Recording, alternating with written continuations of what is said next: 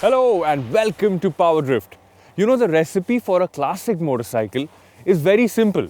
Old school looks, lots of chrome and a decent engine that can chug along all day long. Today Jawa wants to reinvent that recipe by adding in some masala. Ladies and gentlemen, I want you to meet the Jawa 350. In this video, I'll tell you what's good, what's not, what's changed, and should you consider buying this motorcycle. Let's begin.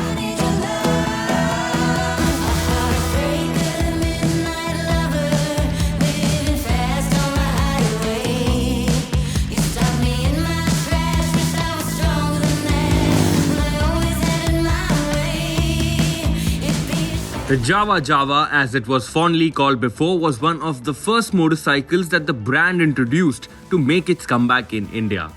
Back then it came plonked with a smaller sub 300cc engine and had a really sporty feel to it. But that was in 2018. Today things stand to look a little different.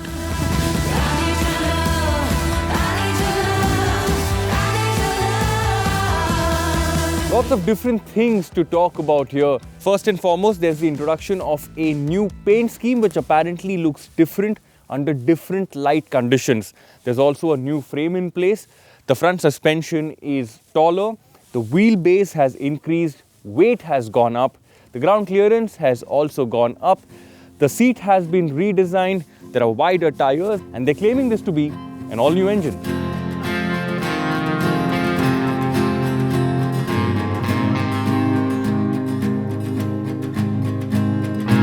The Jawa 350 continues looking like a classic. Physically, it also looks like a much bigger motorcycle now. The chrome also looks pretty shiny and I quite like the new color as well. The emblem on the front fender adds a nice retro touch, but I don't think it has any significance. Overall quality also feels a lot better and that is nice to see. 334, it's a number that you've seen in the Jawa lineup before, most recently the Bobber. But for the 350, what they have done is worked on the internals heavily, so compression ratio is lower, power and torque figures are also lower. And what that has translated to is a motorcycle that feels less strained, less stressed. And I think it's a good thing because it complements the personality of this motorcycle. For people who like drama, they need to look somewhere else because that pep in acceleration, that pep in throttle, that thing is missing right now with the 350. But for people who love a laid-back, relaxed ride, I think they will naturally gravitate more towards this product. Refinement was also an issue in the past.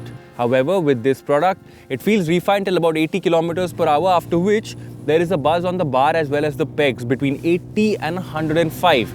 Those cobwebs disappear between 105 and 120 kilometers per hour, but I don't think this is a motorcycle that enjoys being revved out. And in that sense, it is a motorcycle that's going to be used mostly in the city, so comfort lies between 60 and 80 kilometers per hour, and that's where it feels really nice to ride.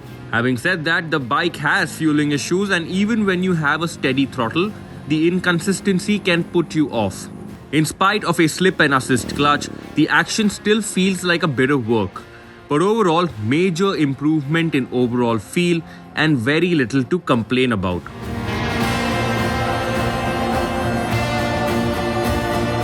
There isn't a lot of room to play around, but it feels a tad bit soft than the Jawa. I still think the brand needs to work on the damping at the rear. If you go over a bump too fast, the suspension feels unsettled and hurts the back.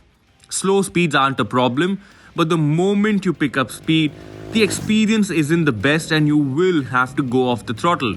The seat, however, tells a different story. Nicely done this time around with the cushioning, which means overall comfort levels have gone up. The pillion seat is questionable, but we would love to test that later.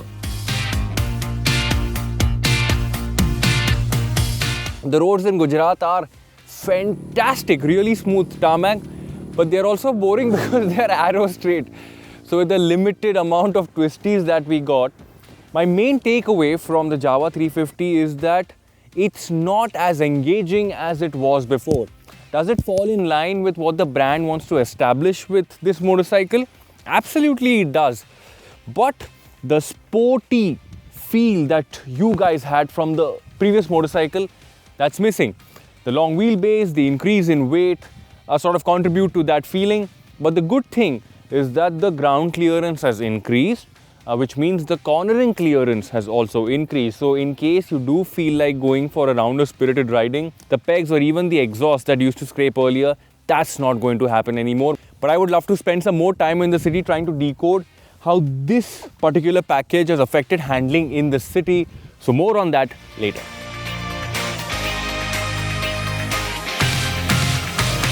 For my frame, the ergonomics felt a little off. I think a taller seat height would have relaxed things a bit, but I still want you guys to experience this on your own when you head out for your test ride. On the other hand, the braking felt nice and sharp. Not the fiercest bite, but enough to bring an uncomfortable situation under control. After riding for more than 250 kilometers today, I have to say that this feels like an honest motorcycle. True to its personality, true to what it wants to represent as a motorcycle. Earlier, it felt like a mismatch because it had the body of a classic, but it had very snappy performance, used to scrape pegs and exhaust everywhere.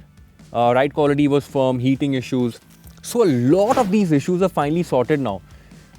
What Jawa as a brand has done is that they have introduced products with small changes, very little changes, but this feels like a big step up, significant in terms of change, significant in terms of adding a motorcycle to their portfolio. And I think this is the best thing that they have in their portfolio currently. Just like any other motorcycle, the brand can obviously change a few things going forward. The speedometer is the biggest of it all. That definitely needs to go, and it needs to be replaced by something that's a lot more readable, a lot more informative. But all in all, I would like to say Jawa. It's a job well done, and credit should be given where credit is due. It's not my cup of tea, classics aren't, but if you are that guy who prefers the chill type of riding, very laid back, does not have performance at the top of the wish list, take a look at this, take a hard look at this. Of course, test ride before you decide. Rupees 2.14 lakh is the ex-showroom price. And if you have any more questions about this Jawa 350, then please drop them in the comment section below. I'll be more than happy to answer them for you. But for now, thank you so much for watching. I hope you enjoyed this review of this new motorcycle, the Jawa 350. I will see you in the comments. My name is Varun Painter, and I will see you later.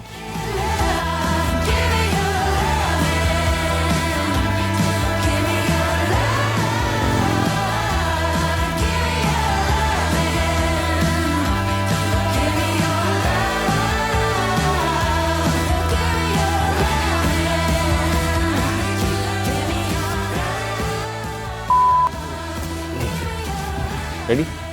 क्या हंस क्यों रहे हो? And they're claiming this to be an all-new engine. Wider tires, shit. ठीक था ना?